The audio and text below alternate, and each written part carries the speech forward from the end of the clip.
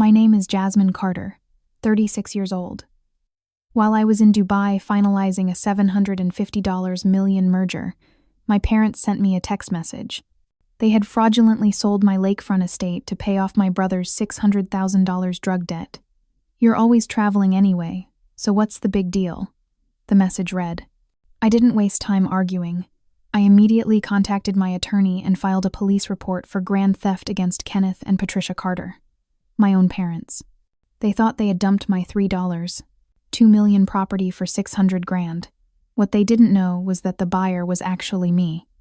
Before I dive deeper into this nightmare, drop a comment telling me where you're watching from.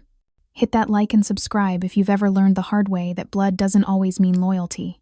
The glittering skyline of Dubai stretched endlessly beyond the floor-to-ceiling windows of the Burj Al Arab. I was 36 years old, and I had just wrapped up an exhausting 96-hour marathon negotiation for a $750 million international merger. My Louboutin heels sat abandoned by the suite entrance, my blazer draped over an armchair. All I wanted was 10 minutes of silence before my red-eye flight back to Chicago. I reached for my phone. The screen illuminated with 22 missed calls from my mother, Patricia. My chest tightened immediately. Mom only called like this for 2 reasons. Either someone had died, or more predictably, my younger brother Terrence needed to be bailed out of trouble again. Before I could decide whether to call back, a text notification appeared. The sender was my father, Kenneth. The message in all caps screamed, "Urgent family matter resolved." My hands trembled slightly as I opened it. "Jasmine, baby girl," it began. "Didn't want to disturb you during your big business trip, but we had a crisis situation here."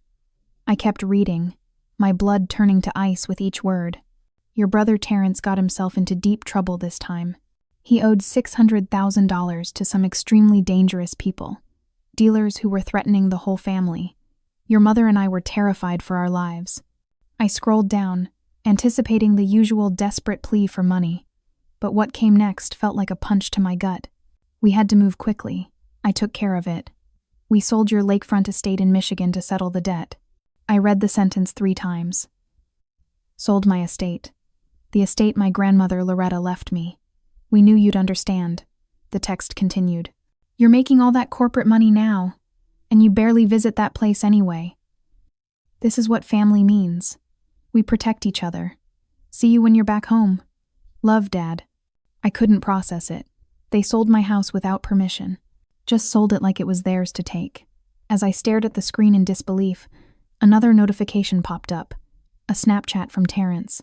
It was a video of him at a strip club, throwing cash in the air, surrounded by bottle service and women. The caption read, "Debt-free and living my best life. Big shout out to my sister Jazz for funding the comeback. Love you, sis. Number blessed. Number fresh start." They had sold my house, my grandmother's gift to me. I didn't scream or break down crying. I just sat there in that luxurious hotel room, 7,500 miles from home, and felt something inside me crystallize into pure, cold determination. Terrence's arrogant video played on loop in my mind. Funding the comeback. The sheer disrespect of it, the absolute nerve, ignited something fierce within me. Because he wasn't just bragging about stealing money. He was bragging about stealing my inheritance, my grandmother's legacy. My mind drifted back 15 years. I was 21, standing in my parents' perfectly decorated living room on the south side of Chicago. My acceptance letter to Harvard Business School clutched in my trembling hands. My father Kenneth hadn't even glanced up from his newspaper. "Business school? That's a lot of money for a girl to waste," he'd muttered, sipping his whiskey. My mother Patricia just adjusted her pearl necklace and sighed. "Sweetheart, we need that money for Terrence's recording studio venture. He's got real talent. You should support your brother's dreams." I remember the shame burning through me. I had graduated summa cum laude from Howard University, and my brother had dropped out of 3 different community colleges. But his dreams were the family priority. I called my grandmother Loretta that night, crying in my tiny apartment. Grandma Loretta was my father's estranged mother, a real estate mogul who had built an empire from nothing in Detroit. She was the family outcast because she'd chosen business over being a submissive housewife. She listened patiently as I poured out my heart about what happened. "Jasmine, honey," she'd said, her voice warm but firm through the phone. "Your father is a coward, but you already knew that. He did the exact same thing to me 30 years ago when I wanted to invest in my first property. He convinced your grandfather that my ideas were foolish and his safe government job was the smart choice. He manipulated his way into taking what should have been mine." She paused, and I could hear the smile in her voice. "But I built my own fortune anyway, and I saved something special just for you. Consider it poetic justice, baby." 2 weeks later, a package arrived by courier. It wasn't just a cashier's check for my full tuition. It included a set of keys and a property deed. "The lakefront estate in Michigan is yours," her handwritten note read. "Your father thought it was a run-down cabin that would cost more to maintain than it was worth. I knew it was sitting on prime waterfront land worth millions. This is your foundation, Jasmine. Your sanctuary. Build your empire from this starting point, and never, ever let anyone take what's yours. Especially not family who never believed in you." That estate wasn't just a house. It was the first time someone truly invested in me without conditions. It was the cornerstone of my independence. It was my sacred promise to Grandma Loretta, who had passed away 3 years ago. And my parents had just sold it without my consent. They had just declared war on the wrong woman. I didn't let rage consume me. I weaponized it. My finger was completely steady as I dialed my father's number. He answered on the 3rd ring, his voice irritated and rushed like I was interrupting something important. "Jasmine," he said dismissively. "You got the text? Good. I'm in the middle of something, so make it quick." The sheer audacity of it. He had just confessed to liquidating one of my most valuable assets, and he was too busy to talk. "You sold my estate," I stated flatly. "It wasn't a question. We handled a family emergency." "Yes," he snapped, his patience already evaporating. "Your brother's life was on the line. These people were going to hurt him, Jasmine. Real physical danger. Do you understand that?" "How?" I asked, my voice dangerously calm and controlled. "How exactly did you sell a property that is legally titled solely in my name, while I'm 7,500 miles away in Dubai?" I heard him exhale sharply, the sound of pure exasperation. "Don't you dare take that tone with me. I'm your father. I signed the paperwork on your behalf. I used my authority as the head of this family. Marcus at the real estate office, he understands what family means. He expedited everything for us." "You don't have that authority," I said, my voice like ice. "You committed fraud and forgery." "I committed a solution," he yelled. "A solution to save your brother's life. You've got a penthouse in Chicago. You've got that corporate apartment in Dubai. You've got more than enough. You don't need that old lakefront property collecting dust." "I don't need it," I repeated slowly. "That's fascinating, because I actually turned down an all-cash offer on that old property just 2 months ago. An offer for $2.8 million. The line went completely silent, not even breathing. He was in shock. He hadn't bothered to check the actual value. $2.8 million, I repeated, letting each word sink in. "That's what a development company offered me. So tell me, Dad, how much did you sell my $2? $8 million estate for to cover Terrence's $600,000 debt?" He recovered quickly, his arrogance rushing back to cover his panic. $600,000, he said, his voice hardening defensively. "We got exactly what Terrence needed. Enough to pay his debt and give him some breathing room to get his life together. It's done. End of discussion." The click of him hanging up echoed in the silent suite. I stared at the blank screen. $600,000. They didn't just defraud me. They were incompetent criminals. They were so desperate, so arrogant, so blinded by their favoritism toward Terrence, that they had sold a multi-million-dollar asset for a fraction of its worth. My fury wasn't just about the betrayal anymore. It was about their staggering, willful stupidity. I looked at the phone. My fingers itched to call back, to scream, to demand they fix this catastrophe. But I didn't. I didn't call my mother. I didn't call Terrence. I didn't call my father back. Instead, I opened my laptop and composed an email. The recipient was Harold Mitchell, my personal attorney and one of the most ruthless legal minds in Chicago. "Harold," I typed, my fingers moving with surgical precision, "I need you to file an immediate police report for grand theft and fraud. Attached is all the documentation you'll need. Parties involved: Kenneth Carter, Patricia Carter, and Terrence Carter. Property stolen: 4521 Lakeshore Drive, Harbor Springs, Michigan. Current market value: approximately $2.8 million. I want charges filed within 24 hours. I also need you to freeze any transactions related to this sale and initiate proceedings to void the deed transfer." I paused, then added one final line. "And Harold, I want this prosecuted to the fullest extent of the law. No mercy, no family discounts." I hit send. Then I called my investment banker, David Chen. "David, it's Jasmine. I need you to prepare $650,000 in liquid funds immediately. I'm purchasing a property." "At this hour?" he asked, surprised but alert. "What property?" "A lakefront estate in Michigan. It's about to hit the market for $600,000, and I'm going to offer $50,000 above asking, all cash. Close it in 48 hours. "Done," he said without hesitation. "Anything else?" "Yes. I need complete anonymity. Use the LLC we set up last year, Harbor Investments. The sellers can never know who the real buyer is." I could hear him typing. "Consider it handled, Jasmine. I'll have everything ready by morning." When I hung up, I felt a cold smile spread across my face. My parents had sold my estate to cover my brother's debt. What they didn't realize was that they were about to sell it to me. And when they discovered the truth, they would understand exactly what they had lost. The next morning, I boarded my flight back to Chicago. I didn't sleep. I spent the entire 14-hour journey reviewing financial documents, property records, and legal strategies. By the time I landed at O'Hare, Harold had already filed the police report and frozen the property transaction. The gears of justice were already turning. 3 days later, I stood in a conference room at Harold's law firm downtown. Across the mahogany table sat my parents, their real estate agent Marcus Williams, and their attorney, a nervous young man who looked like he'd just graduated law school.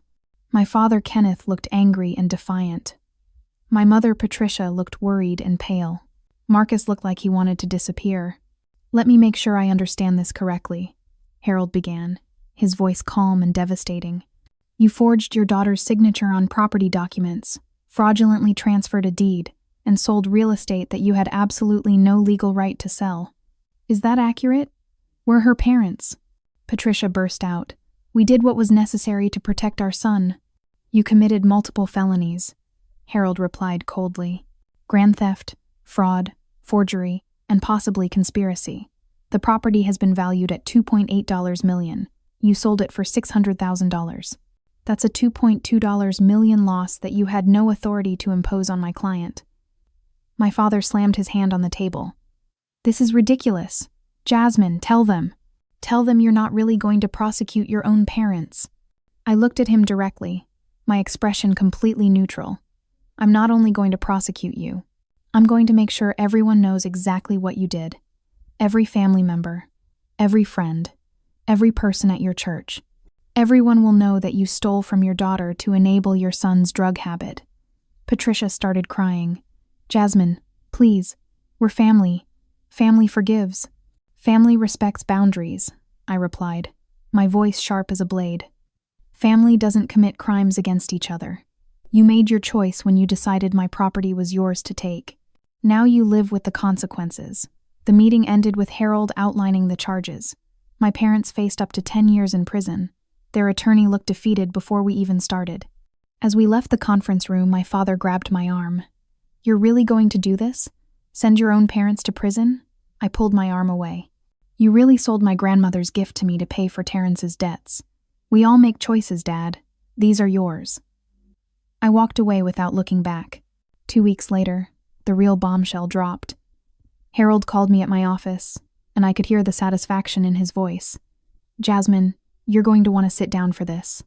We just received documents from the buyer's attorney, Harbor Investments, LLC.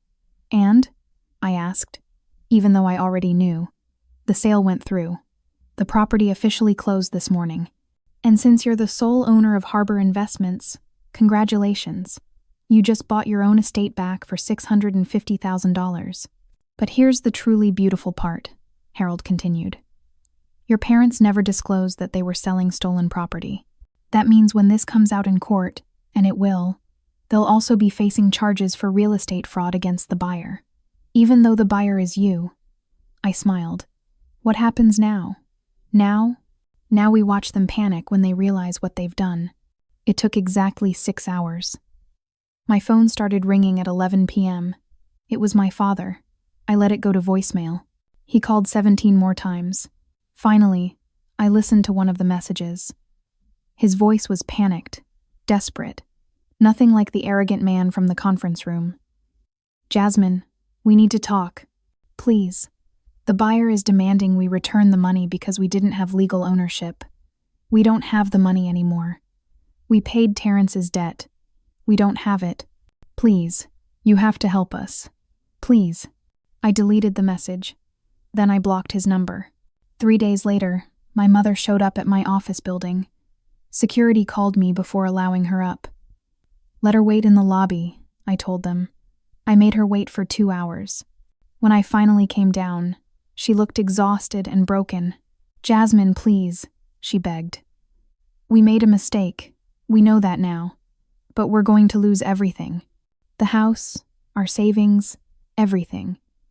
The buyer wants the full $600,000 back plus damages.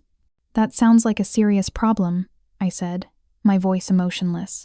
What do you want from me? We need you to drop the charges. We need you to tell the buyer that you've worked it out with us. We need you to help us, baby. Please.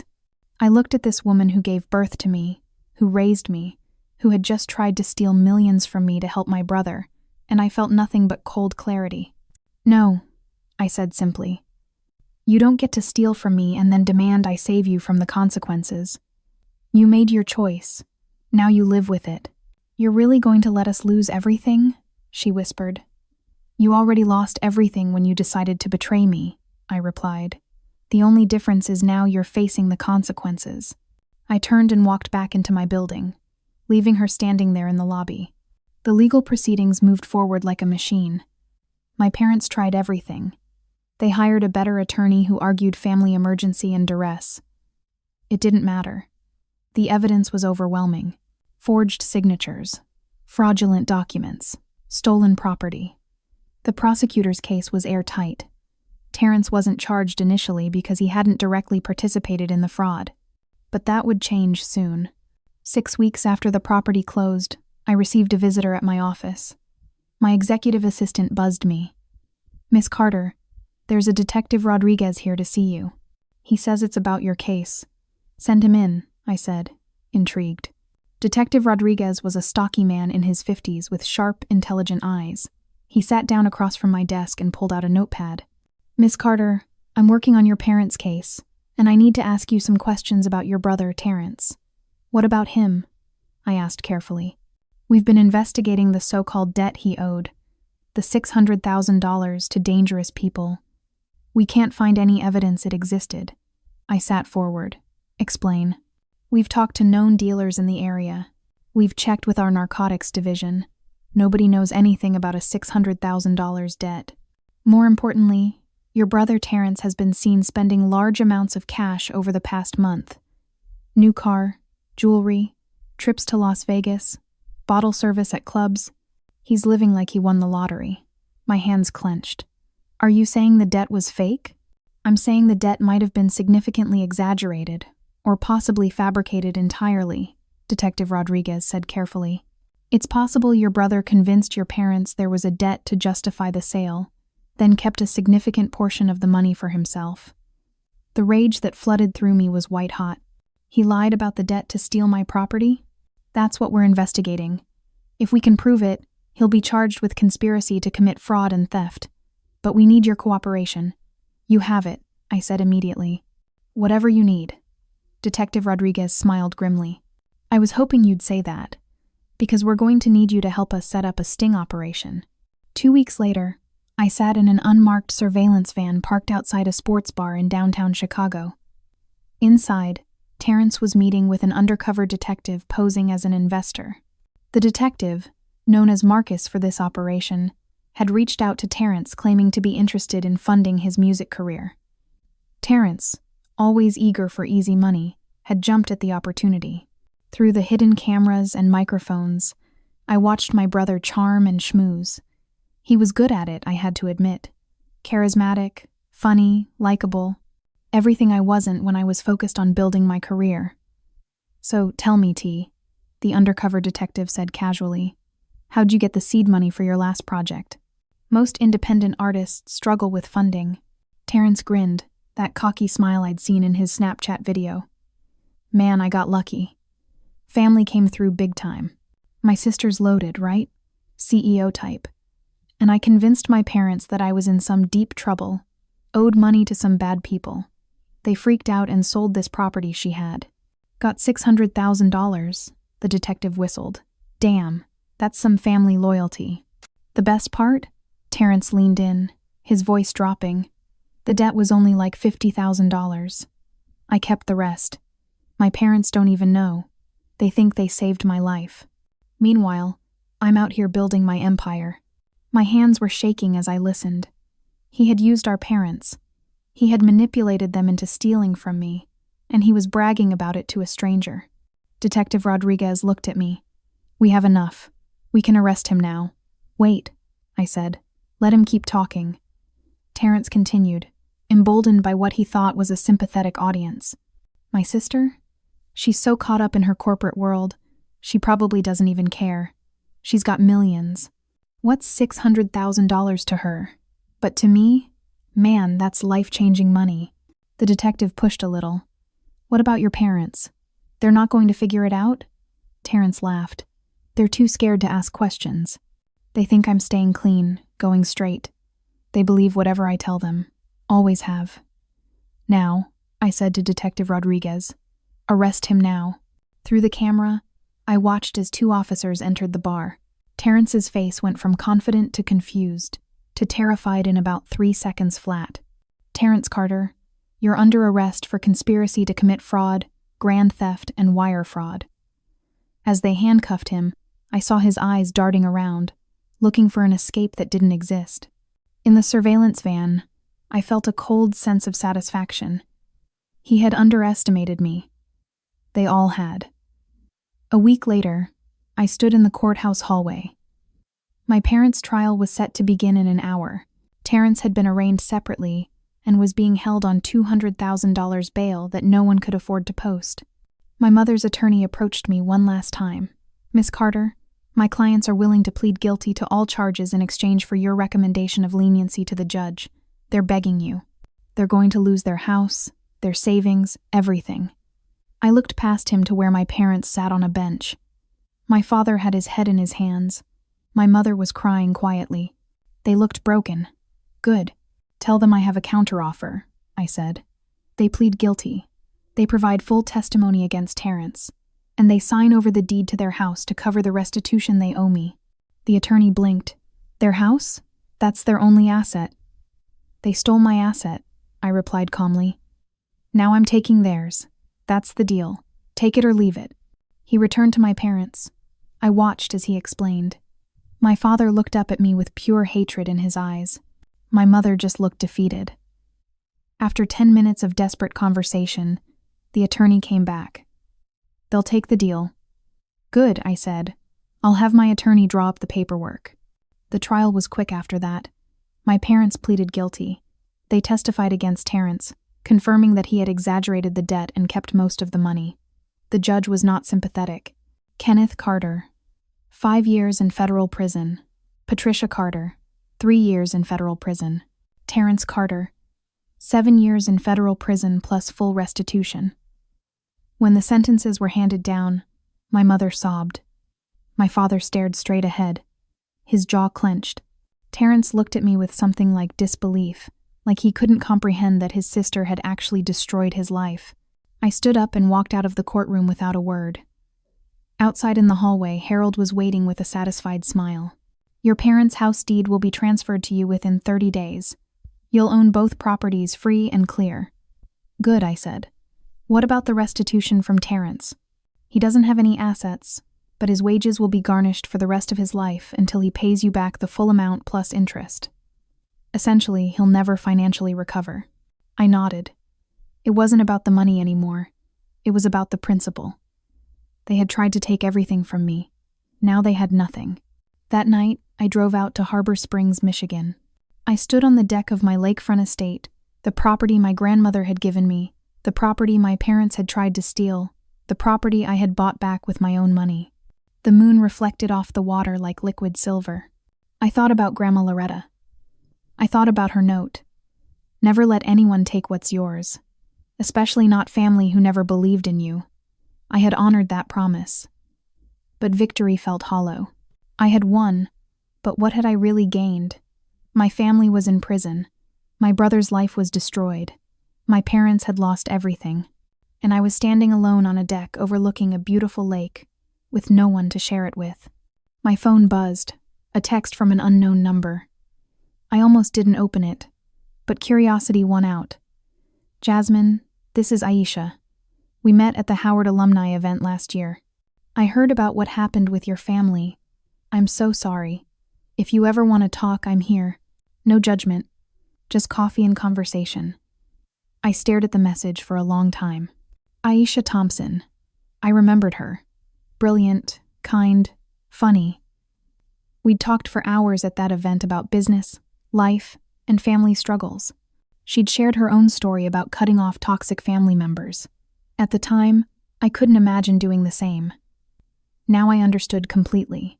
I typed back, "I'd like that. Tomorrow?" Her response came immediately. "Tomorrow, 10 a.m. I know a place." The next morning, I met Aisha at a small coffee shop in Chicago's Hyde Park neighborhood.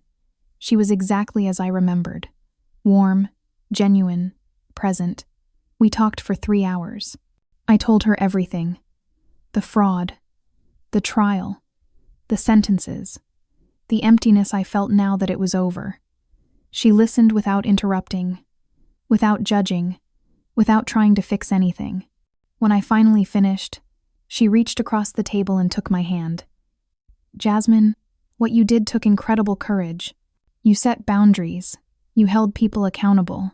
You protected yourself. That's not cruel. That's survival." "Then why do I feel so alone?" I asked, my voice cracking slightly. "Because you've been surrounded by people who took from you," she said gently. "Now you need to surround yourself with people who give." Over the next several months, Aisha became my closest friend. She introduced me to her circle of successful Black women entrepreneurs, professionals, and creatives who had all overcome similar family trauma. I began to understand that I wasn't alone. My story wasn't unique. Many successful women faced family members who saw them as ATMs rather than individuals with boundaries and rights. One evening, 6 months after the trial, Aisha and I were having dinner at my penthouse. She looked at me thoughtfully. "What are you going to do with your parents' house?" I'd been thinking about that. "I don't know. I don't want to live there. Too many bad memories. What if you used it for something good?" she suggested. "Something that honored your grandmother's legacy and helped others?" The idea sparked something in me. Like what? A foundation. A mentorship center for young Black women pursuing business careers. A place where they can get guidance, support, and small business loans without having to beg family members who don't believe in them. I felt my breath catch. That was it. That was how I could transform this tragedy into something meaningful. The Loretta Carter Foundation officially launched 8 months later. We converted my parents' former house into a beautiful space with classrooms, meeting rooms, and offices. We provided free business education, mentorship programs, and microloans to young Black women starting their first businesses. The response was overwhelming. Within the first year, we had helped 50 women launch successful businesses, everything from tech startups to beauty salons to consulting firms. Each woman received not just money, but education, support, and a network of successful women who believed in them. At our first anniversary celebration, I stood at a podium looking out at the faces of these brilliant women. Aisha stood beside me, beaming with pride. When my grandmother Loretta gave me her estate, I began, She told me it was my foundation, my starting point. She wanted me to build something lasting. I paused, looking around the room. This foundation bears her name because she understood something my parents never did. True wealth isn't about what you take from others. It's about what you build and what you give back. Many of you have experienced what I have. Family members who saw your ambition as arrogance. Parents who supported your siblings' dreams but called yours impractical. Relatives who expected you to be the family ATM because you worked hard and succeeded. I saw heads nodding throughout the room. They understood.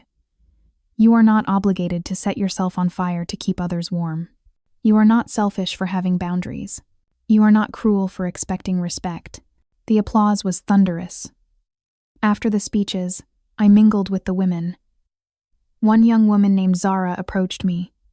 She was 22, bright-eyed and ambitious. "Miss Carter, thank you so much for this opportunity. My family told me I was crazy to start a tech company. They said I should just get a stable job and help support my younger brothers. Your story gave me courage to choose myself." I hugged her. "Always choose yourself first, Zara. You can't pour from an empty cup." As the celebration continued, I stepped outside for some air. The evening was beautiful, warm with a gentle breeze. I looked at the house, my parents' former house, now transformed into a place of opportunity and hope. My phone buzzed. An email from the prison system. My mother had requested a visit. I hadn't spoken to either parent since the sentencing. I stared at the email for a long time. Part of me wanted to delete it immediately. But another part, a smaller part, was curious.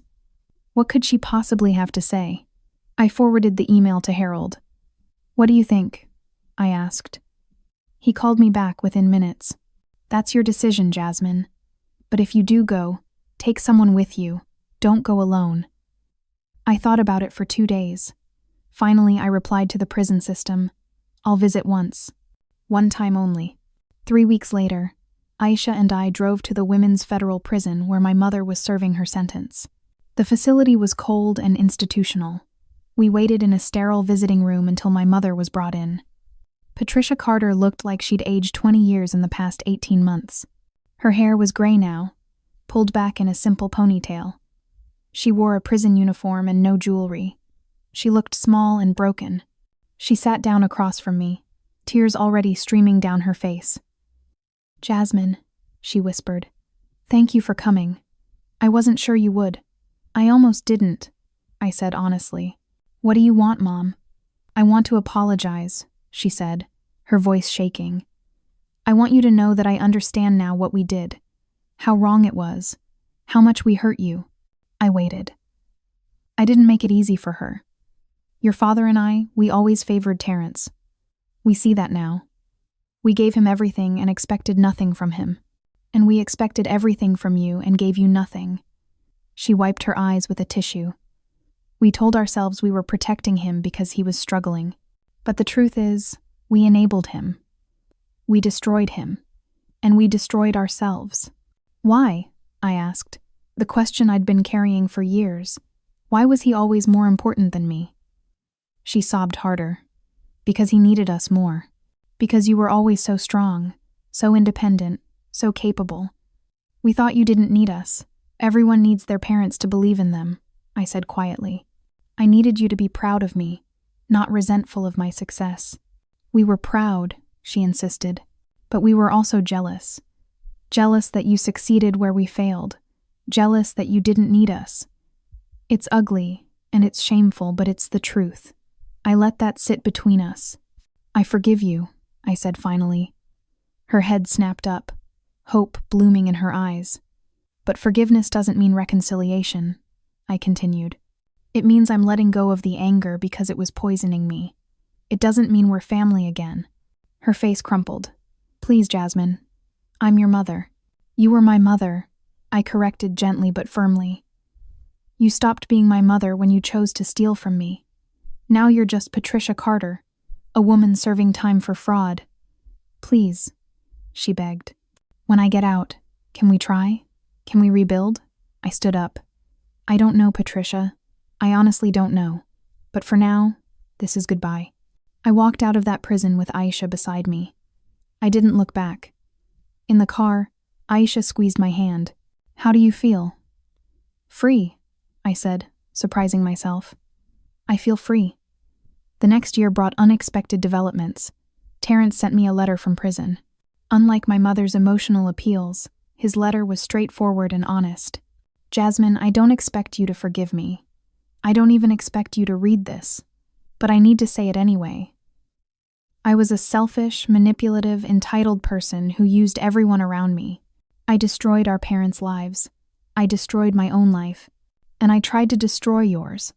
Prison has given me time to think about who I was and who I want to be. I'm getting my GED.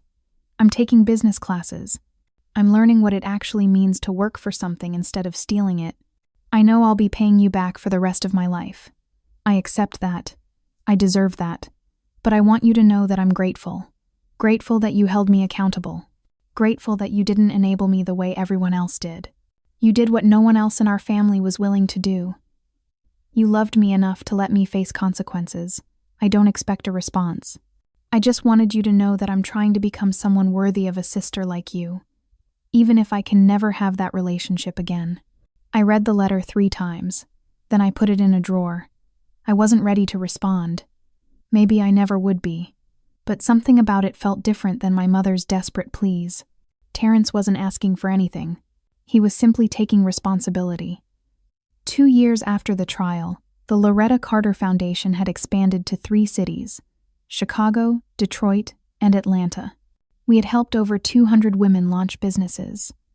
Our success rate was 85%, far higher than the national average for small business startups.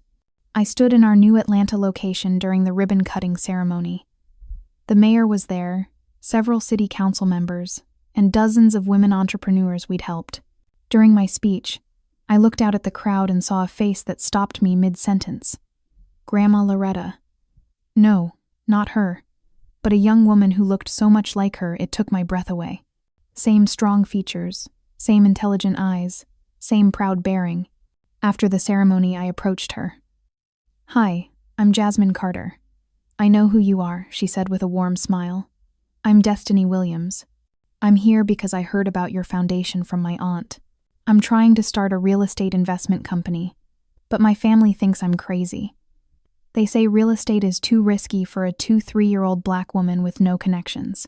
I felt like I was looking at myself 15 years ago. "Tell me about your business plan," I said. We talked for 2 hours. Her plan was solid, well-researched, and ambitious. She reminded me so much of myself and so much of my grandmother that I made a decision on the spot. "Destiny, the foundation is going to approve your application. But more than that, I'd like to personally mentor you." Her eyes widened. "Really? You would do that?" "My grandmother mentored me," I said. "She invested in me when no one else would. Now it's my turn to do the same for someone else." Over the next year, I mentored Destiny closely. She reminded me why I'd started the foundation in the first place, not for revenge, not to prove something to my family, but to create the opportunities for others that I'd almost been denied. On the 3rd anniversary of my parents' sentencing, I received a call from the prison. My father had suffered a heart attack. He was in the hospital, critical condition. The doctor asked if I wanted to be listed as next of kin for medical decisions. I stared at the phone for a long time. Then I said yes. I drove to the hospital alone. My father looked old and frail in the hospital bed, hooked up to machines. He was conscious but weak. When he saw me, tears filled his eyes. "Jasmine," he whispered. "I'm here," I said, pulling up a chair. "Dad, I'm here." "I'm sorry," he said, his voice barely audible. "I'm so sorry for everything. I was a terrible father. I favored your brother. I stole from you. I destroyed our family." I took his hand. It felt fragile, nothing like the strong hand I remembered from childhood. "I know," I said simply. "Can you forgive me?" he asked. I thought about everything. The years of favoritism, the theft, the betrayal, the trial. But I also thought about the foundation, the women I'd helped, the life I'd built, the peace I'd found. "I forgive you, Dad," I said. "Not because you deserve it, but because I deserve peace." He squeezed my hand weakly. "Thank you," he whispered. "Thank you." He died 2 days later. I arranged for a simple funeral. My mother was given permission to attend with a guard. Terrence was not. At the funeral, only a handful of people showed up. Some distant relatives, a few of my father's old colleagues. My mother sat in the front row in handcuffs, crying throughout the service. I gave a brief eulogy. I talked about the father I remembered from childhood, before the favoritism took over, before the bitterness. I didn't mention the theft or the trial. There was no point. The past was the past. After the service, my mother was escorted back to prison. Before she left, she looked at me. "Will you come visit me again?" I thought about it. "Maybe," I said honestly. "I'll think about it." That was the best I could offer. 4 years after the trial, Terrence was released on parole. He had served his minimum sentence and had been a model prisoner. He enrolled in community college and got a job at a warehouse. He didn't contact me. Then one day, I received a check in the mail. It was for $142.50, the amount garnished from his warehouse paycheck. Attached was a note. "First payment of many. Thank you for not giving up on me, even when you gave up on us." I deposited the check. Over the next several months, more checks came. Always exactly $142.50. Always with a brief note about his progress. Got promoted to shift supervisor. Enrolled in accounting classes. 3 months sober. I didn't respond to the notes, but I kept them. 5 years after the trial, my mother was released from prison. She didn't contact me immediately. I heard through family gossip that she'd moved to Milwaukee to live with her sister. She got a job at a grocery store. She kept her head down. Then one day, I received a letter. "Dear Jasmine, I won't ask for your forgiveness again. You already gave me that gift in the hospital with your father. I won't ask to be part of your life. I don't deserve that. But I wanted you to know that I'm proud of you. I'm proud of what you've built with the foundation. I'm proud of the woman you became. Not because of our support, but despite our betrayal. I'm proud that you're nothing like your father and me. I read about the foundation online. I see the women you've helped. I understand now what I should have done for you. I should have been your foundation instead of your burden. I failed you, but you didn't fail yourself. I hope someday, maybe years from now, we can have coffee. Just coffee. Nothing more. But if that day never comes, I understand. I just wanted you to know that I love you, and I'm sorry, and I'm proud. Your mother, Patricia." I read the letter twice. Then I put it in the drawer with Terrence's letters. I wasn't ready yet. Maybe I'd never be ready. But for the first time in 5 years, I felt a tiny crack in the wall I'd built around my heart. 6 years after the trial, the Loretta Carter Foundation celebrated its milestone. 500 women helped, $10 million in loans distributed, 87% business success rate. We had expanded to 6 cities. We had partnered with major corporations. We had changed lives. I stood at the podium during our gala celebration, looking out at a ballroom filled with successful women entrepreneurs, women who had been told no by their families, women who had been told they weren't enough, women who had built empires anyway. My grandmother Loretta once told me that my value wasn't determined by my family's inability to see it, I said, my voice strong and clear. She taught me that true legacy isn't what you inherit, it's what you build. And true success isn't measured by how much you accumulate, but by how much you give back. 6 years ago, my family betrayed me in the worst way possible. They stole from me. They tried to destroy what I'd built. And in doing so, they forced me to choose between loyalty and self-respect. I chose self-respect. And that choice, as painful as it was, led me here, to this foundation, to you, to a legacy that will outlive all of us. The applause was overwhelming. As I stepped down from the podium, Destiny, my mentee, now a successful real estate investor, hugged me tight. "Thank you for showing me what's possible," she whispered. "Thank you for being the family I needed." That night, I drove back to my lakefront estate in Michigan. I stood on the deck, looking out at the water, just as I had 6 years ago. But this time, I didn't feel alone. My phone buzzed with messages from the Foundation women, from Aisha, from Destiny, from the family I had chosen, not the family I was born into. I thought about my father, gone now, my mother, trying to rebuild, Terrence, slowly making amends, and I realized something profound. Forgiveness didn't mean reconciliation. Forgiveness meant releasing the poison of bitterness so I could be free. I had forgiven them, but I had also moved on. I had built something beautiful from the ashes of their betrayal. I had created the family I needed instead of waiting for the family I had to change. I pulled out my phone and typed a message to my mother. Coffee sounds nice.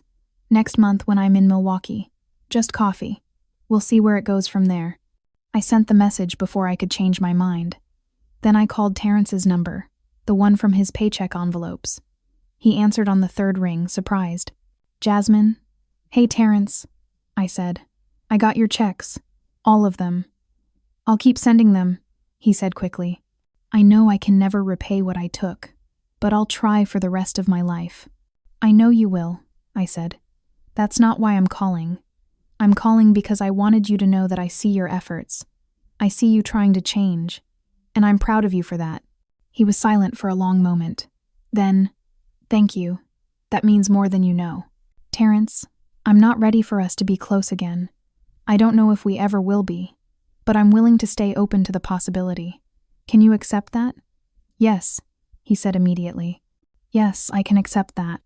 Thank you, Jasmine. Thank you for not giving up on me. I hung up the phone and looked out at the lake. The moon reflected off the water, creating a path of silver light stretching to the horizon. It looked like a road to somewhere new, somewhere better. I thought about everything I'd lost, my parents' love, my brother's respect, my family's support. But I thought about everything I'd gained, my self-respect, my boundaries, my chosen family, my legacy, my peace. In the end, my family's betrayal had forced me to become the woman my grandmother always believed I could be. Strong, independent, unbreakable, and generous. Not generous with my tolerance for abuse, but generous with my mentorship, my knowledge, my resources, and my love for those who deserved it. The lakefront estate, the property that had started this whole nightmare, had become my sanctuary again. But this time, it wasn't just mine. It belonged to every woman who had ever been told she wasn't enough, every daughter who had been overlooked, every sister who had been exploited, every entrepreneur who had been dismissed. This was our legacy. This was our victory. This was our freedom. I raised my glass of wine to the moon and whispered, "Thank you, Grandma Loretta. I built the empire you knew I could, and I'm never letting anyone take it from me again." The water lapped gently against the shore. The stars shone overhead, and I stood there, 36 years old, at peace, finally free. This story teaches us a powerful truth. Your worth isn't defined by your family's inability to recognize it. Jasmine's parents were so blinded by favoritism that they saw their son as their legacy and their daughter as a resource to be exploited. Her brother was so consumed by entitlement that he fabricated a crisis to steal millions. But their scheme didn't just fail. It exposed their crimes and destroyed them completely. Jasmine's victory came not from revenge, but from choosing to build a legacy based on empowerment, rather than remaining loyal to people who saw her as disposable. Have you ever had to choose between family loyalty and self-respect? Share your story in the comments below, and don't forget to like and subscribe for more stories of justice and redemption.